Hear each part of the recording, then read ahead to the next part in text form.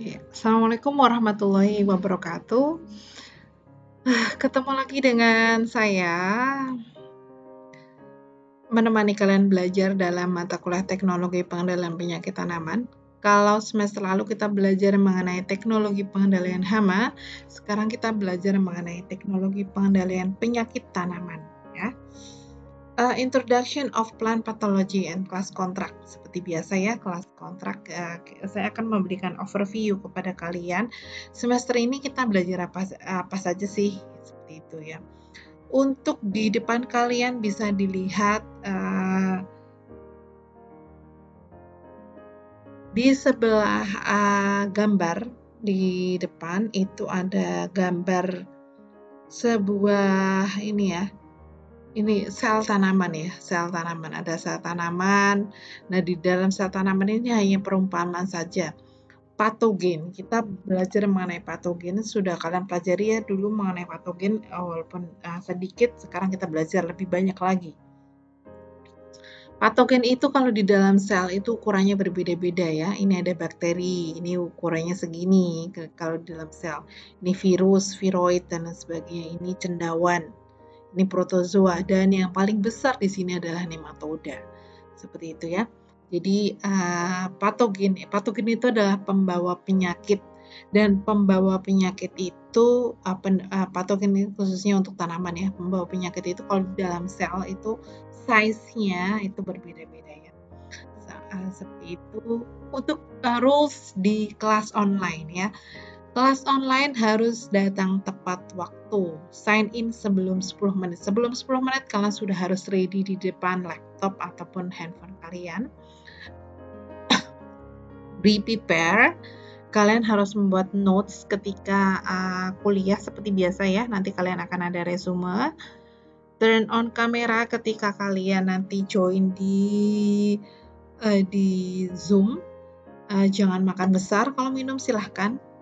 Kemudian jangan lupa berpakaian yang sopan dan rapi, wear something comfortable, ya. Jangan lupa mandi ya. Kemudian mute your microphone when you are not talking.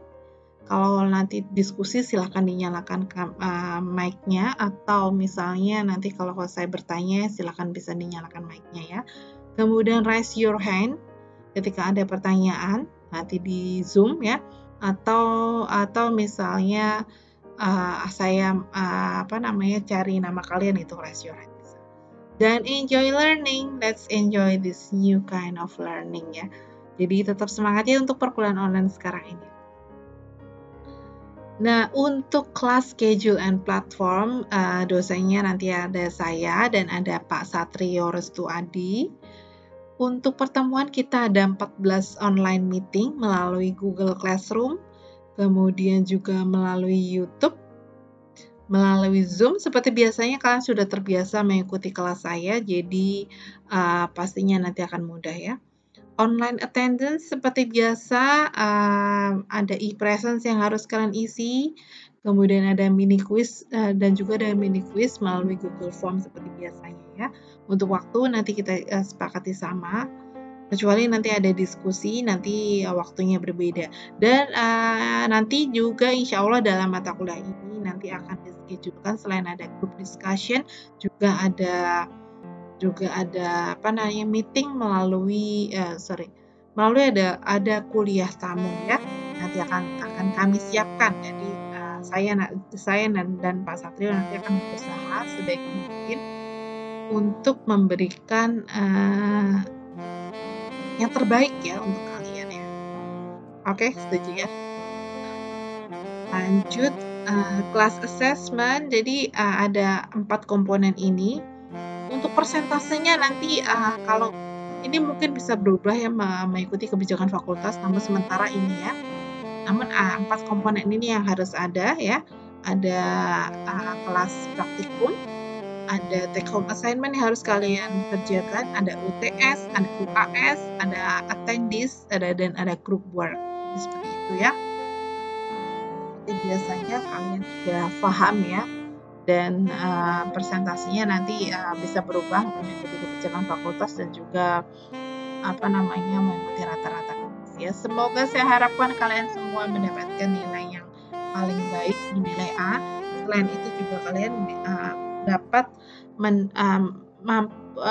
setelah mengerti mata kuliah ini, saya harapkan wawasan kalian di bidang penyakit tanaman itu luas sekali. Wawasan kalian terbuka, pikiran kalian terbuka, kalian lebih care terhadap lingkungan sekitar dan lebih memperhatikan ya tanaman-tanaman dari serangan organisme pengguna tanaman, khususnya karena kita belajar penyakit ya. Student assignment seperti biasa, individual work, kelas praktikum nanti mungkin akan dengan asisten dan juga saya dan dengan Pak Satrio. Kemudian resume, weekly resume ya seperti biasanya, dan mungkin ada pertanyaan yang harus dijawab di akhir slide, dan saya mintanya handwriting, tolong kreatif, colorful semenarik mungkin, kemudian secolorful mungkin ya. Kalian mau menggambar silahkan ya, dan harus dikerjakan karena kalau resume kalian tidak lengkap, take home assignment kalian tidak lengkap, kalian tidak boleh mengikuti ujian saya. Kemudian mungkin nanti ada mini project yang harus kalian kerjakan, ada video dan sebagainya. Kemudian group work melalui Zoom nanti ya, setiap kelas dibagi menjadi 6 kelompok presentasi harus menggunakan bahasa Inggris ya. Ditulis dalam bahasa Inggris, ada PPT template seperti biasanya, dan tidak lebih dari 8 slide per grup ya, maksimal 6-8 slides per grup, 6-8 slides, dan kemudian di maksimal 8 menit. Seperti itu ya untuk student assignment. Jadi ada individual work dan ada group work yang harus dikerjakan. Nah, sekarang kita belajar mengenai penyakit tanaman, biotic plants problem dan biotic plants problem. Jadi tanaman itu bisa sakit karena ada masalah abiotik dan masalah biotik. Masalah abiotik itu apa sih? Masalah pada tanaman yang disebabkan oleh faktor lingkungan. Ya, lebih ke faktor lingkungan, dan dia non-infeksius, dia tidak menginfeksi, non-living, abiotic are without life, jadi dia tidak hidup. Masalah yang lebih ke faktor lingkungan. Seperti apa sih Bu faktor? Jadi tanaman itu bisa sakit karena lingkungan yang tidak mendukung, seperti misalnya tanahnya tidak sesuai, kemudian nutrisinya tidak seimbang, kemudian kelembapannya ekstrim, kemudian suhunya ekstrim, terlalu rendah atau terlalu tinggi, kemudian pencahayaannya ekstrim, atau bisa terkena chemical toxicity atau toksisitas kimia. Yaitu ya masalah penyakit tanaman yang disebabkan oleh abiotik. Jadi tidak hanya patogen saja yang menyebabkan tanaman itu sakit, melainkan ada faktor lingkungan atau faktor abiotik ya, seperti yang sudah saya jelaskan tadi. Non-pathogenic disease in plants. Jadi penyakit tanaman non-patogenik disebabkan oleh agen abiotik seperti tanah, airnya, kelembapan, dan lain sebagainya, atau disebut dengan environmental stress. Jadi stres karena lingkungan. Jadi kalau tanaman itu sakit karena lingkungannya tidak mendukung, oleh karena itu akan memudahkan patogen itu akan masuk. Karena apa? Karena dia tidak dalam kondisi yang baik ya, sehingga ketahanan tanaman tersebut rendah, sehingga dia akan mudah terserang oleh misalnya patogen lain, oleh hama bahkan ya. Seperti itu ya, kita kalau tidak fit maka kita akan lebih rentan sakit seperti itu. Jadi faktor-faktor ini yang harus kita perhatikan. Selain dari patogen ya, faktor lingkungan. Lanjut pertanyaannya, apakah tanaman yang terkena masalah abiotik ini nanti dia bisa mati? Ternyata dapat mati ya. Jadi tanaman itu bisa mati karena masalah-masalah abiotik ini. Jadi dapat membunuh tanaman sampai mati, itu bisa hanya karena dia suhunya ekstrim, hanya karena tanahnya tidak sesuai, hanya karena mungkin kelebihan air, kekurangan air, dan lain sebagainya ya. Can predispose plants to infection by plants pathogens. Ya, jadi dia memberi kecenderungan seperti yang sudah saya jelaskan tadi, ketika tanaman itu lemah, maka patogen itu akan mudah masuk. Patogen itu adalah penyebab penyakit ya, yang menyebabkan penyakit pada tanaman.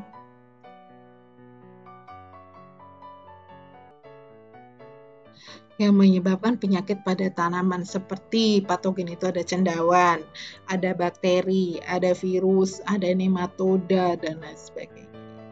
Dan antibiotics can be natural such as temperature extremes. Jadi dapat terjadi secara alam seperti temperatur yang ekstrim. Dapat karena can be due to human activity, karena aktivitas manusia, such as improper use of fertilizer or pesticide, seperti penggunaan pestisida atau fertilizer atau pupuk yang berlebihan. Sehingga apa? Ketika kita menggunakan pupuk atau pestisida itu berlebihan, tanaman itu juga mungkin vigornya akan turun. Sehingga ketika vigornya turun, dia akan lebih mudah patogen atau hama bahkan itu akan merusak ke dalam masuk ke dalam tanaman yang menginfeksi. Dan apakah jadi it is common to have both biotic and abiotic problems affecting plant at same time. Ya, jadi itu sangat memungkinkan sekali ya ketika masalah biotik dan masalah abiotik itu dia datangnya bersamaan. Jadi suatu tanaman itu tidak hanya kena masalah abiotik, juga bisa kena masalah biotik. Seperti contohnya, saya punya tanaman jagung. Tanaman jagung kita tanam, tanamannya sakit karena dia tanahnya tidak sesuai. Sehingga selain itu juga tanaman tersebut juga kena masalah biotik seperti adanya patogen, misalnya penyakit karat. Selain itu juga di situ ada hama juga, misalnya hama Helicoverpa armigera, penggerek. Dia hama tongkol jagung. Ada juga hama Ostrinia furnacalis, dia penggerek batang. Ada juga hama kutu daun. Dan ada juga hama white flies misalnya. Dan itu it's common ya. They infect together ya, in the same time ya. Jadi pada waktu yang sama dia diinfeksi oleh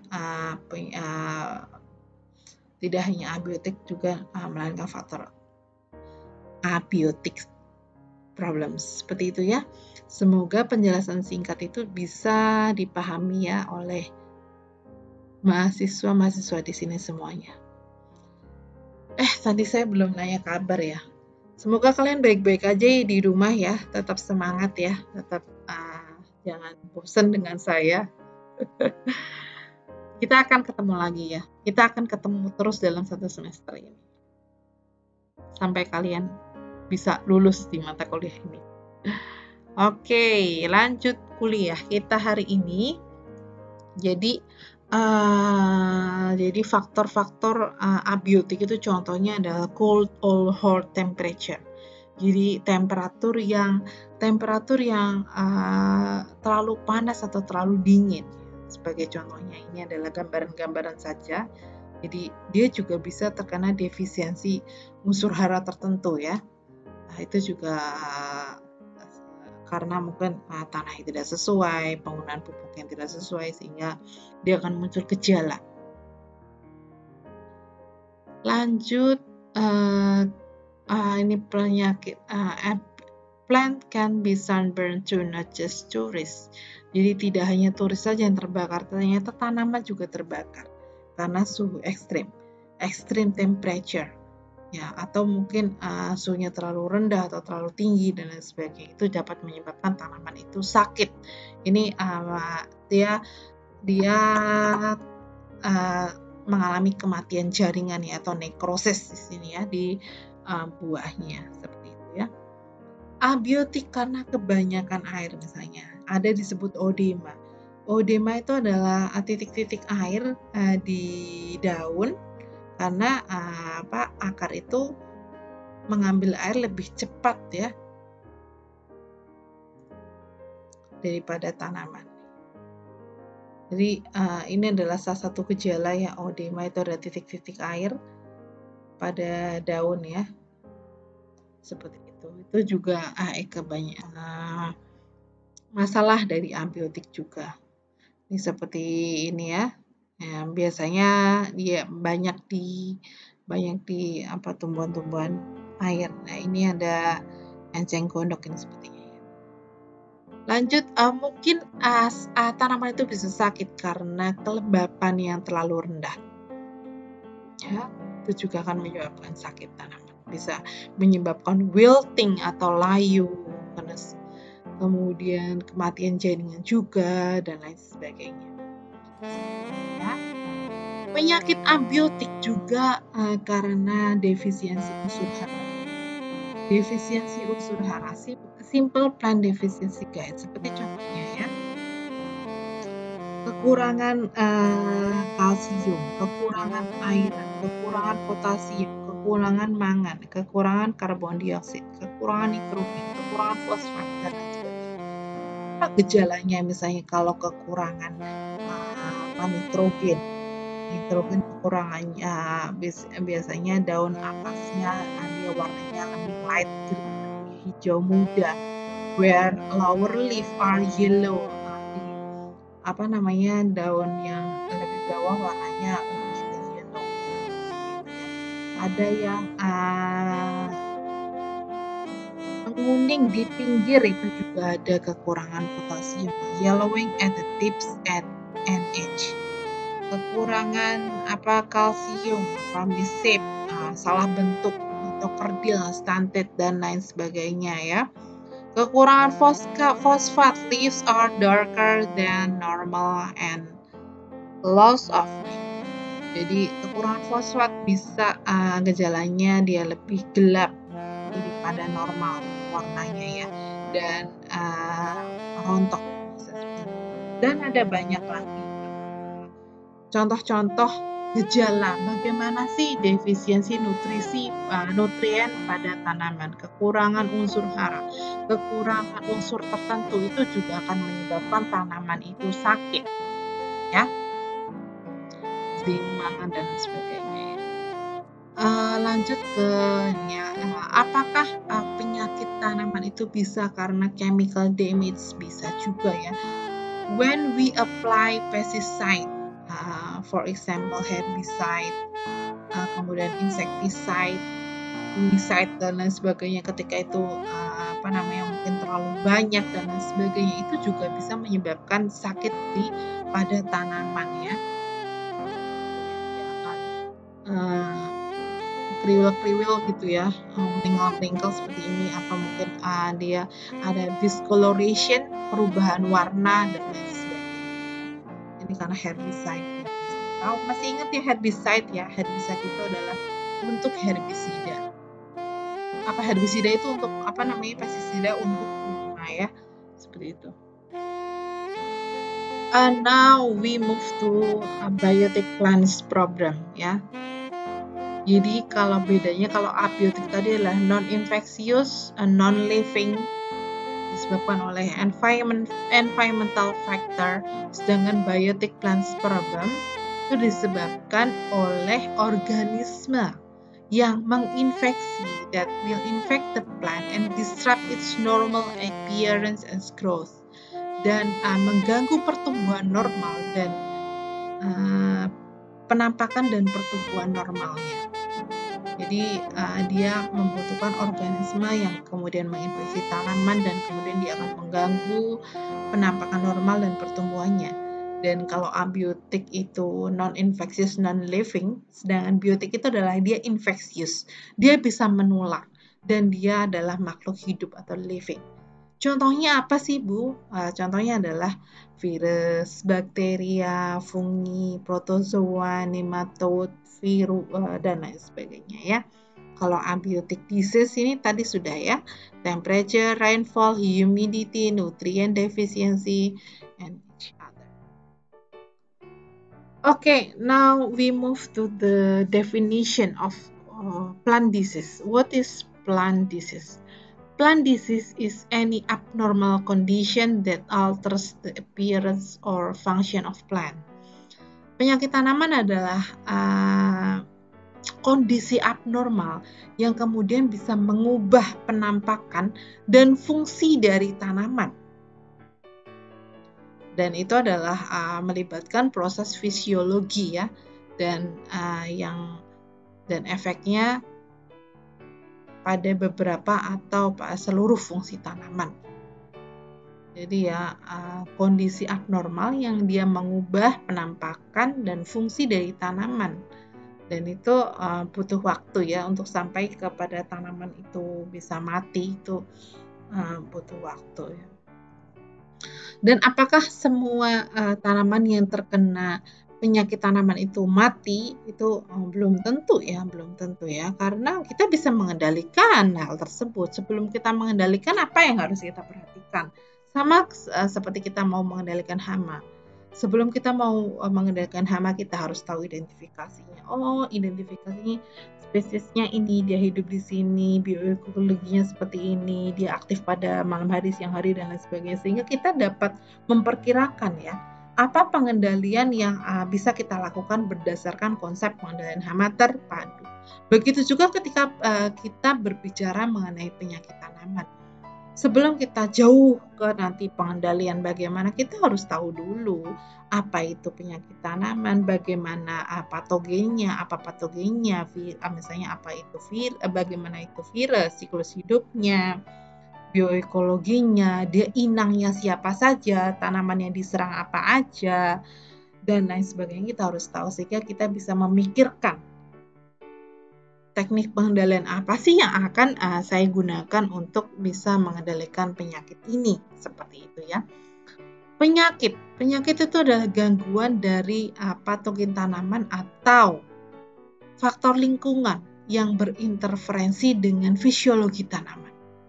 Jadi tanaman sakit itu bisa karena gangguan dari patogen, which is biotic factor, atau environmental factor, which is abiotic factor ya, seperti itu ya.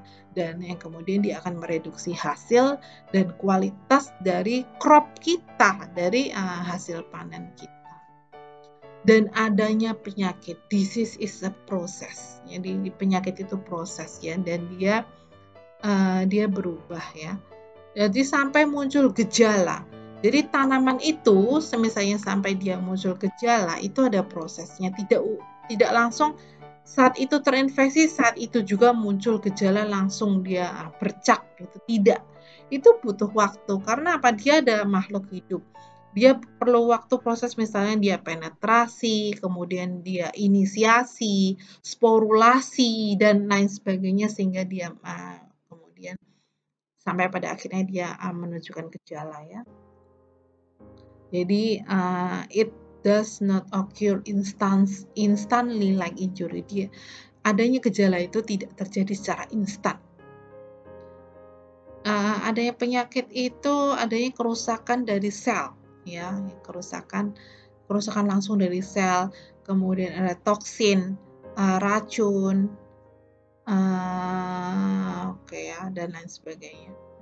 Ini sebagai contohnya, ini ada tanaman potato, daun kentang seperti itu ya, yang terkena hawar daun kentang itu seperti ini ya, potato early blight dan potato leaf blight. Jadi ketika daun potato ini nanti terkena oleh patogen tersebut, itu tidak langsung seperti ini, itu butuh proses ya, sehingga lama-kelamaan dia akan muncul gejala seperti ini, hawar. Ini adalah daun tomat yang yang sehat, dan ini daun tomat yang sakit. Apa yang menyebabkan penyakit tanaman ya? Parasitic organism that cause a disease is pathogen. Jadi patogen itu adalah organisme parasit yang menyebabkan penyakit. Contohnya ada cendawan, fungi, bakteri, virus, nematoda, dan lain sebagainya. Itu adalah patogen dari tanaman, penyebab penyakit. Tanaman itu menginvasi patogen. Tanaman itu diinvasi oleh patogen, dan patogen tersebut menggunakan tanaman sebagai sumber makanannya ya, dan itu disebut sebagai inang. Jadi inangnya patogen, siapa inangnya adalah tanaman. Ya, berbeda konsep ketika kita berbicara mengenai hama dan parasitoid. Kalau parasitoid inangnya siapa? Parasitoid inangnya adalah serangga, hama gitu ya. Kalau ini berbeda. Kalau patogen pada tanaman inangnya adalah siapa? Inangnya adalah tanaman. Ya. Ini ada disease triangle, ada segitiga penyakit tanaman. Jadi minggu depan itu akan ada group work, group discussion. Jadi saya ingin kalian berdiskusi ya. Ada salah satu kelompok nanti menjelaskan mengenai disease triangle. Jadi disease triangle ini adalah segitiga penyakit tanaman. Ya, ada patogen, ada lingkungan, dan ada tanaman. Ketika tidak ada salah satu dari komponen tersebut, maka penyakit tidak akan terjadi. Jadi ada 3 komponen ya, ada patogen, penyebab penyakit, lingkungan yang mendukung, dan tanaman sebagai inangnya. Untuk lebih jelasnya nanti minggu depan ya akan dijelaskan oleh kelompok ya, diskusi kelompok. Yang pasti tidak akan terjadi penyakit jika salah satu komponen yang tidak ada ya. Patogennya bakteri, virus, nematoda, kemudian inang, susceptible host, inangnya rentan atau tahan, seperti itu ya. Kemudian lingkungannya bagaimana, lingkungannya mendukung atau tidak, temperaturnya, kelembapan udaranya, dia mendukung perkembangan patogen atau tidak, dan lain sebagainya seperti itu ya. Oke, ini plant disease triangle. Jadi inang itu immunity or resistance. Jadi apakah inang itu nantinya dia tahan atau rentan? Kalau tahan berarti dia akan lebih tahan terhadap patogen misalnya. Kalau rentan berarti akan lebih mudah terserang oleh patogen. Some plant pathogen are very host specific, other have a wide host range. Jadi beberapa patogen itu sangat spesifik sekali ya. Seperti contohnya Xanthomonas oryzae. Xanthomonas oryzae itu adalah penyebab penyakit kresek atau hawar daun bakteri pada tanaman padi, dan dia spesifik di padi karena Xanthomonas oryzae itu very host specific. Berbeda kalau spesies lain, contohnya adalah Pythium ya. Pythium itu tidak host spesifik ya, banyak menyerang inang ya. Jadi kalau spesifik itu biasanya dia hanya menyerang inang tertentu saja. Kalau wide host range, jadi dia inangnya luas, dia bisa menyerang banyak inang ya. Patogen are found everywhere. Jadi cendawan, bakteri, virus, nematoda dan sebagainya itu ditemukan di mana-mana. Ada yang habitatnya di tanah ya, kebanyakan di tanah atau soil-borne. Patogen bisa tertular benih atau seed-borne, bisa terbawa benih. Jadi benih itu bisa membawa penyakit karena dia bisa bisa semacam hibernate, bukan hibernate ya kalau di benih itu. Dia kalau lingkungannya belum mendukung, dia akan tetap di situ ya. Dia si patogen tersebut akan tetap di situ. Akan tetap, misalnya kalau seedborne kalau terbawa benih akan tetap di situ. Kalau lingkungannya mendukung, inangnya sesuai, nah dia akan bisa berkembang biak si patogen tersebut. Jadi patogen ada di mana-mana, lingkungannya mendukung atau tidak, temperatur dan lain sebagainya. Ini tipe patogennya, ini contohnya saja gambarannya, fungi, cendawan. Bakteri ini biasanya bakteri itu dia berair ya. Kebanyakan seperti itu virus. Ini hanya bisa dilihat menggunakan mikroskop elektron. Dan ini adalah nematoda. Nematoda itu semacam cacing dan bentuk dari nematoda itu tidak melulu seperti cacing. Nanti kita akan pelajari ya di pertemuan-pertemuan selanjutnya. Ini adalah schematic diagram dari shapes and size of plant pathogen in a plant cell. Jadi seperti saya terangkan di awal tadi, bahwa ini adalah sel tanaman dan ini size-nya. Ini nematodanya, nematoda besarnya seperti ini. Kalau di dalam sel tanaman ini baru mulutnya saja, ini stiletnya ini. Jadi yang paling besar di sini adalah nematoda, besar ukurannya ya. Ada protozoa, fungi, virus ini ya, virus ya. Jadi yang paling kecil adalah virus ya. Ini molekul bakteri dan ini adalah nukleus dari tanaman. Jadi yang paling besar ini adalah nematoda, yang paling kecil adalah virus. Di dalam sel tanaman. Patogen di dalam sel tanaman. Lanjut gejala dari tanaman sehat dan gejala dari tanaman yang sakit. Bedanya apa ya? Bisa dilihat ya. Yang sebelah kanan ini adalah gejala tanaman yang sakit. Sedangkan sebelah kiri ini adalah gejala tanaman yang tumbuh normal. Kalau gejala tanaman yang sakit itu bisa blight. Blight itu adalah hawar ya. Leaf blight itu hawar daun. Fruit spot itu adalah bercak daun. Fruit rot itu adalah busuk buah. Leaf spot itu bercak daun. Ada kanker ya bisa. Wilt itu layu. Crown gall itu puru. Jadi dia ada puru, ada ada semacam tumor seperti itu ya. Crown gall puru. Root rot itu adalah busuk akar dan lain sebagainya. Jadi gejala banyak. Ada gejalanya kerdil, stunted, kemudian menguning, yellowing, dan lain sebagainya seperti itu. Ini gejala-gejala tanaman yang sakit. Dan kita harus bisa membedakan antara symptoms and sign. Kalau gejala itu adalah any detectable change in color, shape, and function of the plant. Jadi perubahan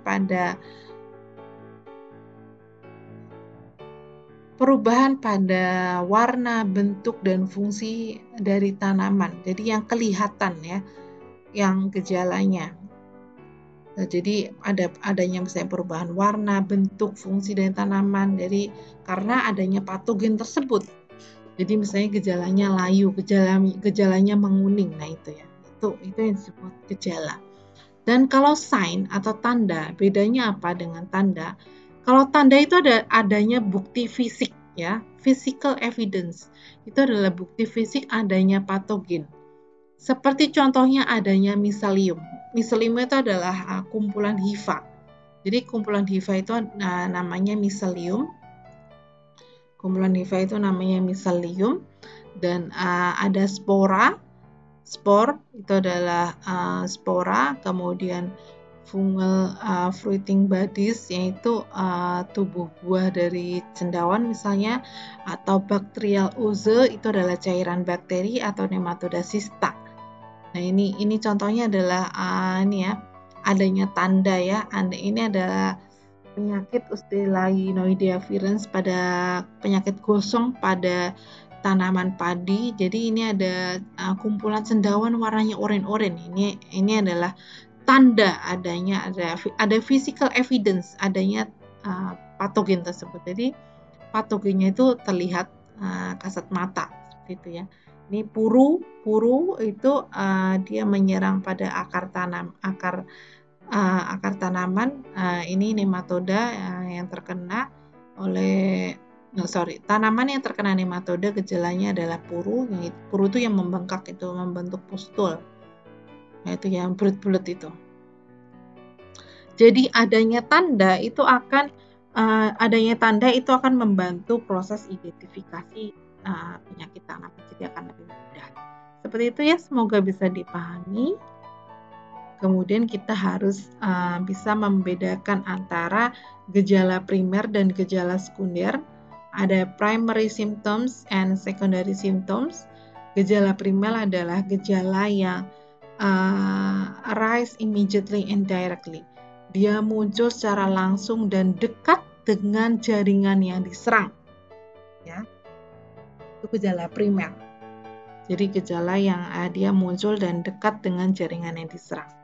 Kemudian kalau gejala sekunder adalah gejala yang jauh dari jaringan yang diserang. Sebagai contohnya seperti ini, saya mempunyai penyakit busuk akar dan busuk batang pada tanaman kacang disebabkan oleh Sclerotium rothschii.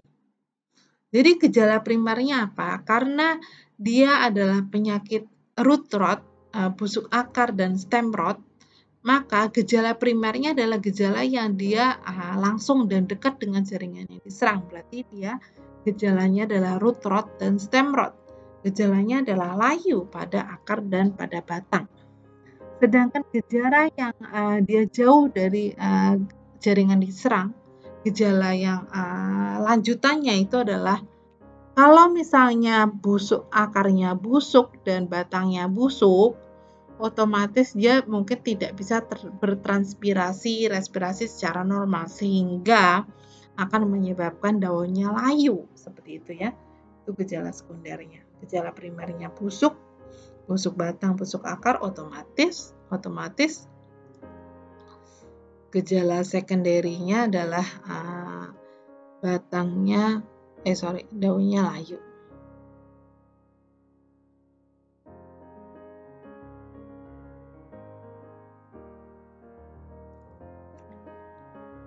Kemudian ada local symptoms and systemic symptom. Local symptoms itu adalah gejala lokal. Gejala lokal itu adalah gejala yang dia terbatas ya, seperti contohnya adalah jelas dan terbatas. Contohnya adalah leaf spot seperti ini ya. Ini adalah gejala lokal. Adanya bercak pada daun, ini gejala lokal. Sedangkan gejala sistemik itu adalah gejala yang lebih ekstensif lagi pada tanaman dan ini gejalanya bisa menyeluruh. Ya, menyeluruh. Misalnya adalah gejala yang disebabkan oleh virus ya, mosaic or stripe. Mosaic itu seperti ini. Mosaic ini, stripe ini ya. Jadi seperti ini gejalanya. Kalau gejala lokal contohnya adalah bercak daun, gejala sistemik itu gejala yang lebih ekstensif lagi. Contohnya adalah mosaic dan stripe yang disebabkan oleh virus. Kemudian kita juga harus bisa membedakan apa itu gejala morfologi dan gejala histologi. Kalau gejala morfologi itu adalah gejala eksternal yang bisa kita lihat. Kita baui, mungkin kita pegang dan kita rasakan ya. Seperti contohnya adalah gejala yang bisa kita lihat dari misalnya Xanthomonas campestris ini ya. Biasa di kubis, kalau misalnya kalau kalian bantu ibu di dapur, ada kubis yang baunya busuk sekali, yang baunya sangat khas, nah itu kena bakteri ya. Jadi itu adalah salah satu gejala morfologi ya. Gejala morfologi adalah gejala eksternal yang bisa kita lihat, yang bisa mungkin kita bisa baui ya, karena ada beberapa patogen tertentu yang baunya itu sangat khas. Kemudian kalau gejala histologi itu adalah gejala yang hanya bisa dilihat melalui pengamatan secara mikroskopis pada jaringan yang terserang. Jadi harus kita lihat melalui mikroskop seperti contohnya ya. Jadi jaringan, oh ini adalah patogennya. Ini patogennya kelihatan secara mikroskop, berarti dia gejala histologi. Seperti itu ya. Ini lanjut, ini adalah tanda, sign yang memudahkan, yang kemudian bisa memudahkan kita untuk mengidentifikasi suatu penyakit tanaman ya. Ada muncul tanda. Ini adalah Sclerotium rothschii seperti bola-bola spora.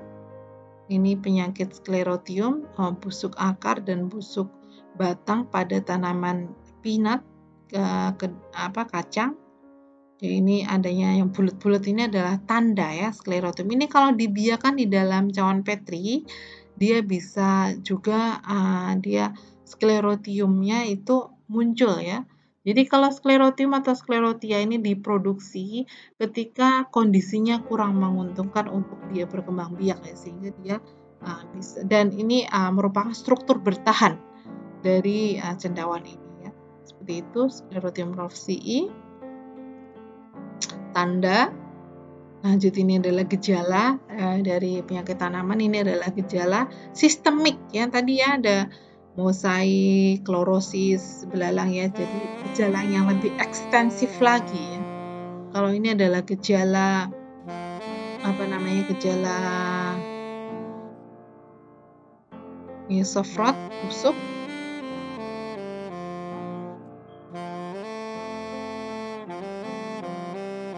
Oke, ini ya, ini gejala lokal ya, layu dan lain sebagainya. Yang soft rot seperti ini ya. Kalau gejala yang lebih ekstensif lagi, itu adalah gejala sistemik, seperti layu juga. Ini contoh-contoh gejala. Crown gall, puru pada tanaman, biasanya bisa di batang, bisa di akar, bisa di branch. Dekat sini ini ada puru juga, ada kanker. Kemudian ada roset seperti ini ya, susunan daun yang rapat dan melingkar. Jadi ada banyak gejala ya. Ini gejala pada tanaman pustul seperti ini, bercak, hawar. Nah, ini pustul itu kayak bintik-bintik, bercak seperti ini ya. Bercak, kadang di bercak itu ada kumpulan sporanya di balik daun gitu ya. Oze ini adalah lendir bakteri ya, dan biasanya dia bisa muncul tuh ketika kerapatan bakterinya itu tinggi. Ini nematoda. Ini gejala yang disebabkan oleh virus tanaman. Nih, miselium dan spora cendawan. Ini adalah yang disebabkan oleh Pythium. Ini Pythium. Seperti itu ya. Pythium ini disebabkan oleh cendawan.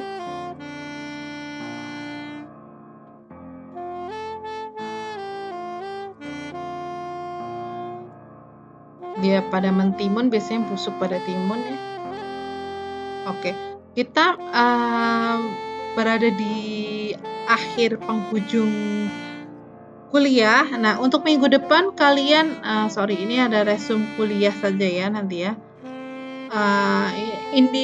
Take home assignment-nya adalah resume kuliah. Dan kemudian minggu depan kalian harus presentasi masing-masing kelas. Jadi yang presentasi grup 1, 2, 3, 4, 5, dan 6. Jadi minggu depan ada grup 1 sampai 6 yang presentasi, maksimal 6 sampai 8 slide saja, jadi tidak perlu banyak-banyak.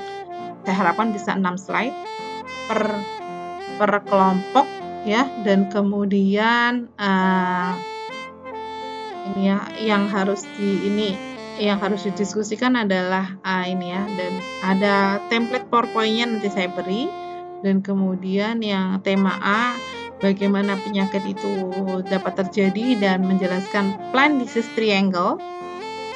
Kemudian yang B, kelompok 2, itu menjelaskan mengenai patogen bakteria.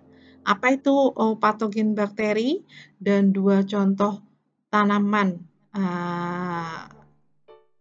2 contoh penyakit tanaman pada padi yang disebabkan oleh bakteri. Yang kelompok 3 itu menjelaskan mengenai patogen virus dan 2 contoh penyakit tanaman pada padi yang disebabkan oleh virus. Kalau kelompok 4 patogen cendawan dan 2 contoh tanaman yang penyakit tanaman pada padi yang disebabkan oleh cendawan.